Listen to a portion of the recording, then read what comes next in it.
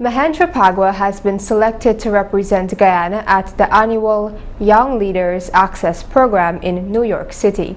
Narima Ali reports.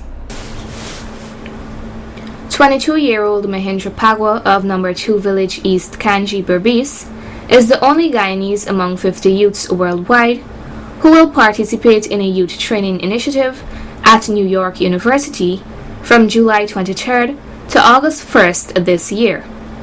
Mr. Phagwah shared some details about himself prior to speaking about the youth program. And I am the only son for my parents. I have a sister, her name is Phagwah, and I don't know if many of you know, but in my community, both of my parents, they're differently able.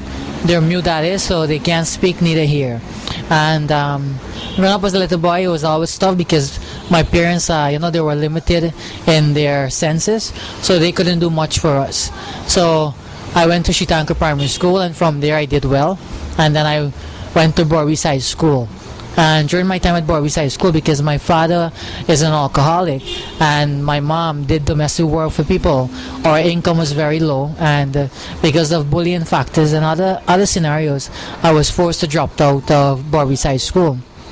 Eventually I began working, and then a year later I went to J.C. Chandy Singh School, and that's where I got a scholarship to complete my high school, and I managed to write 15 subjects.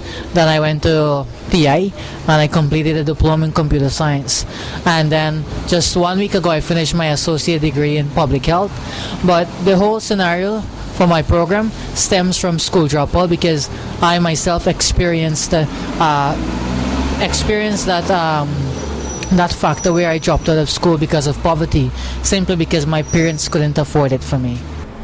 He then revealed how he heard about this program. The Young Leaders Access Program was sent to me by a Facebook friend. When I graduated from J.C. Chandy Singh School and my story made it into the Guyana Chronicles, it was shared online and someone read of my story, and they sent me this link and they said, you know what, you look like you have the potential to do great things, and I think you should apply to the program and see if you can, instead of being just a victim, see if you can be someone who came out of this problem and to help empower others. And then I thought about it, and I read it and everything, and I said, you know what, I don't want to be a victim of this. I don't want to be depressed that I have disabled parents. I don't want to be depressed that I was a school dropout. I want to do something about it, because Mr. Phagwah disclosed what the Young Leader Access Program is all about.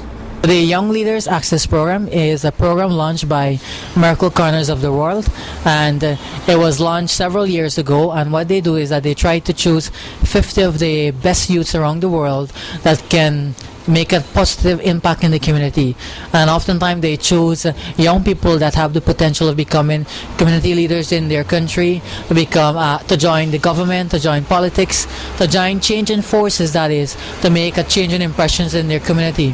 And this year, 2019, they had delayed the process of selecting candidates simply because this year was one of the toughest years out of all the years that they had to choose candidates. And luckily, I am the only Guyanese chosen for the program amongst 50 other candidates around the world. And so my platform that I will be representing is poverty, with high school dropout being the main factor, and more so to focus on disability rights in Guyana because of my parents' scenario. The situation in Guyana has very little focus. We tend to focus on domestic violence, on suicide, on other factors that are affecting the community, but sometimes we have to look at the root cause.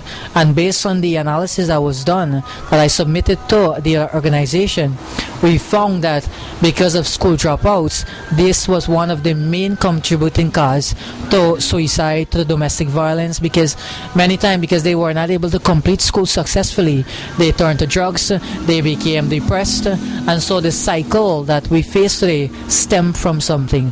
And poverty, that is school dropout stemming from poverty, was one of the main factors.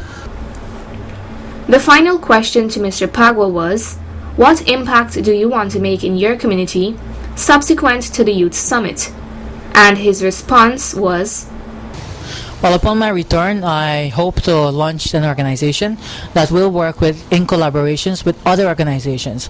I am well aware that there are many community young leaders out there that are doing their best in their own way to help make a difference in the community. So we don't want to take away their platform. We want to join with them. We want to give them the recognition they need, and we want to put them on the forefront in this organization so that they can continue doing whatever they're doing. But more so, we want to create an umbrella where upon my return we intend to form different subsystems in the organization, one responsible for school dropouts, one responsible for youth empowerment, and so there will be a lot of phases in the group. And what we intend to do is to work with the business community, work with the religious community, and work with the government in targeting school dropouts, in focusing on suicide and other factors. The prime purpose that we'll be focusing on upon my return is to make a difference, is to challenge the present day government to do something about it. And I am aware the government is trying their best, but we want to be a body that will push them to do even more for the people. This year, the program will prepare 50 persons between the ages of 18 to 26 to become leaders of change in their communities through leadership development, global citizenship, and vision planning. Congratulations to Mr. Mahendra Phagwah for being chosen as Guyana's Youth Ambassador in this program. Best of luck to you. Narima Ali, Channel 8 News.